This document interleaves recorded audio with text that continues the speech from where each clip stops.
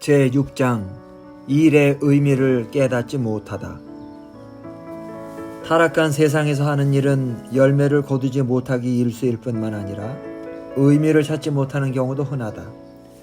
그 또한 인간이 노동에서 실감하는 소외의 다른 측면이다. 숙성되지 않은 기술과 이룰 수 없는 염원 탓에 일터에서 좌절하는 사람들이 있는가 하면 포부를 품고 달려들어 성공을 거두고 나서도 만족감과 성취감을 느끼지 못하는 부류도 있다. 노동의 참뜻을 깊이 헤아릴 줄 모르는 인간의 모습을 더할 나위 없이 통렬하게 그려낸 글은 구약성경 가운데 전도서라는 옛 문서에서 찾을 수 있다. 전도서의 화자를 히브리어로 코헬렛이라고 부르는데 스승이나 철학자 정도로 풀이할 수 있다. 전도서가 말하는 일의 속성을 이해하자면 우선 이 책의 문학적 장르와 논리를 전개하는 화법을 살펴볼 필요가 있다. 전도서를 읽는 독자라면 대부분 성경의 나머지 부분과 충돌하는 것처럼 보이는 내용에 적잖이 충격을 받는다. 다른 말씀들은 전반적으로 지혜롭고 의롭게 살라고 도전하지만 전도서는 지나치게 의인이 되지도 말며 지나치게 악인이 되지도 말라고 경고하면서 중도를 걸으라고 권면한다. 지나치게 윤리적이지도 비도덕적이지도 말며 과도하게 지혜롭지도 어리석지도 말라는 것이다.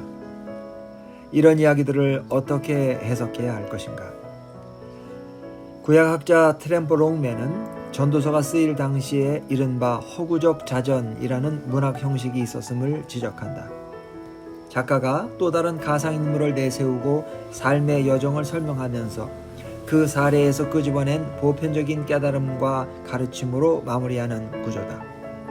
실제로 전도서에서는 두 화자의 목소리를 분별해낼 수 있다.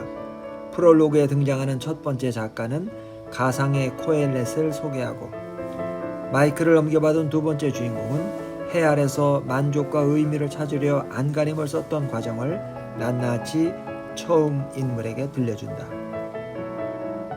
해 아래서라는 표현은 철학자의 시각을 파악할 수 있는 결정적인 단서다. 보통 더 위대하고 영원한 실존을 제쳐두고 이 세상 자체만을 고려한 삶을 가리키는 말이기 때문이다. 철학자는 성공, 쾌락, 지식처럼 오로지 물질 세계의 울타리 안에서 찾아낼 수 있는 요소들만을 토대로 의미 있는 삶을 살아보려고 발버둥친다.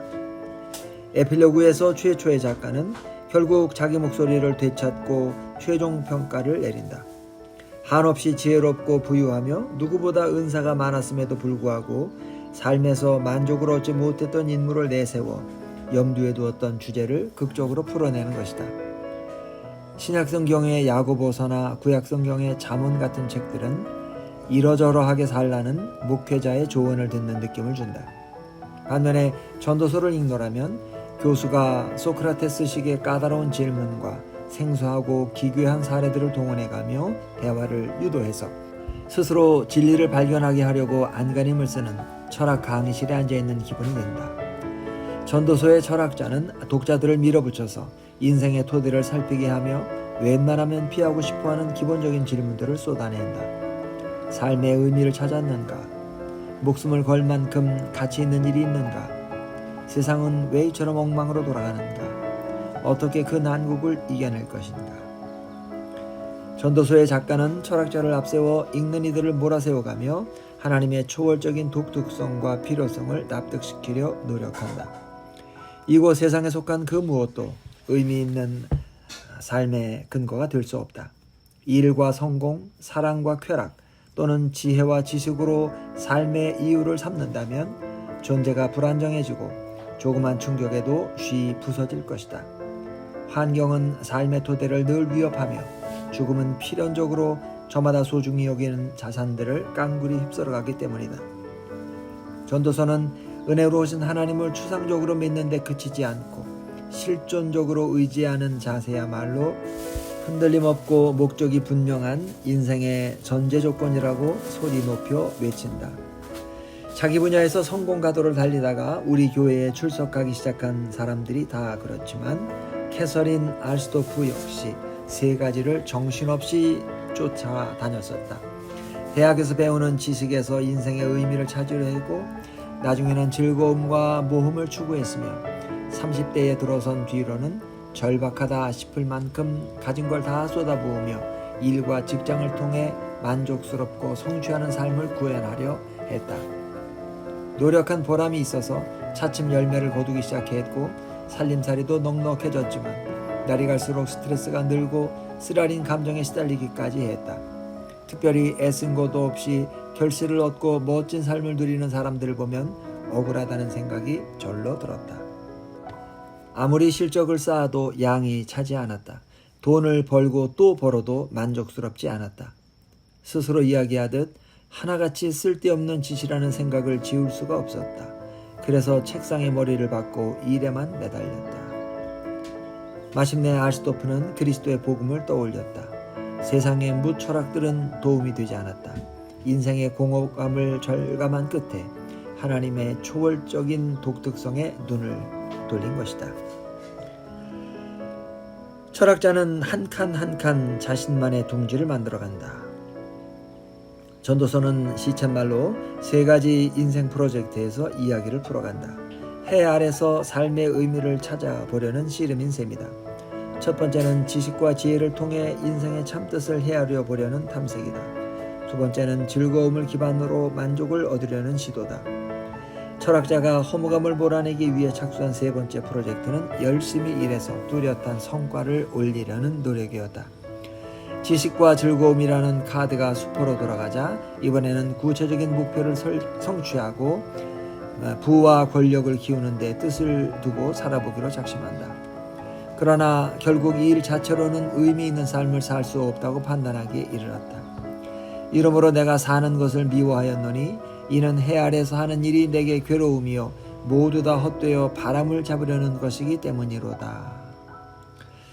어쩌다 이런 결론을 내린 것일까?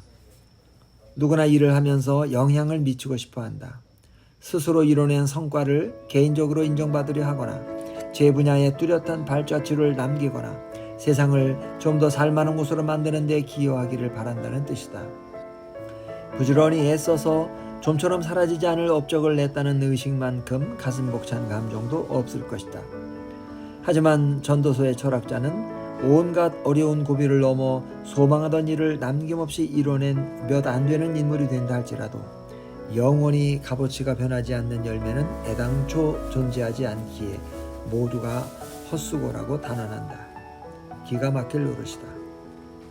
내가 해 아래에서 내가 한 모든 수고를 미워하였노니 이는 내 뒤를 이을 이에게 남겨주게 됨이라. 그 사람이 지혜자일지 우매자일지야 누가 알랴마는 내가 해 아래에서 내 지혜를 다하여 수고한 모든 결과를 그가 다 관리하리니 이것도 헛되도다. 이러므로 내가 해 아래에서 수고한 모든 수고에 대하여 내가 내 마음에 실망하였도다.